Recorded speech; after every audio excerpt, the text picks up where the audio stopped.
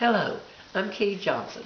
This is my audition tape for TED Talks in Tuscaloosa 2016. My topic would be this book, The Origin of Consciousness and the Breakdown of the Bicameral Mind by Dr. Julian Jaynes. As you can tell by the title, Dr. Jaynes is a very erudite writer, very full of original ideas.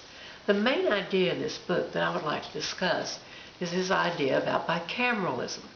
He proposes that before writing was discovered, say about 3200 BC, man was not conscious, but was rather bicameral. He had a two-chambered brain. In the left-hand chamber of the brain, that was the homemaking side, the cooking side, the making clothes and shelter, killing big animals, running from big animals side of the brain, the side of the brain that helped you to survive. On the right-hand side of the brain was the voice of God. Around the world, we see pyramids. Around the world, we see formations of giant stones in circles, like Stonehenge. And what made man, prehistoric man, build these things? He would never see them. They had nothing to do with his day-to-day life.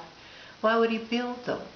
Well, Jaynes posits the motivation for this comes from the right-hand side of the brain, the voice of God side of the brain. Now, he sees this in some other places. For example, when Moses is instructed by Yahweh, as Hammurabi is instructed by Marduk, he sees this in the Iliad and the Odyssey. The Iliad is made up of creatures who have no volition. For the most part, they're instructed by the gods. However, in the Odyssey, we see Odysseus, this original man, modern man, who can do his own thinking and is capable of deceit.